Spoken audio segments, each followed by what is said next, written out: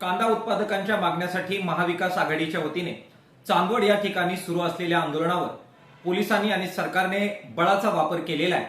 किसान सभा आणि मार्क्सवादी कम्युनिस्ट पक्षाच्या वतीने सरकारचा आणि पोलिसांचा या कृतीबद्दल आम्ही जाहीर निषेध करत आहोत। आजपर्यंत हे आंदोलन महाविकास आघाडीचं होतं, मात्र आता ज्या प्रकारे बळाचा वापर झालाय ते पाहता किसान सभा आणि डावे पक्ष तसेच मार्क्सवादी कम्युनिस्ट पक्ष या सर्वांचा पाठिंबा आता या आंदोलनाला राहील।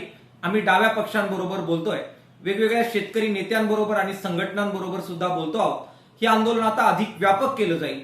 किमान 3000 रुपये प्रति क्विंटल भाव कांद्याला मिळाला पाहिजे आणि त्यासाठी 1500 रुपयाचं रोख अनुदान हे प्रति क्विंटलला शेतकऱ्यांना मिळालं पाहिजे, ही या आंदोलनाची प्रमुख मागणी आहे। किसान सभेच्या वतीने पोलिसांनी ज्या प्रकारे हे आंदोलन हाताळलं त्याचा आम्ही निषेध करतो आहोत। हे आंदोलन आता व्यापक होईल। शेतकऱ्यांनी या आंदोलनात मोठ्या संख्येने उतरावं असं आवाहन शेतकऱ्यांना आम्ही करतो आहोत।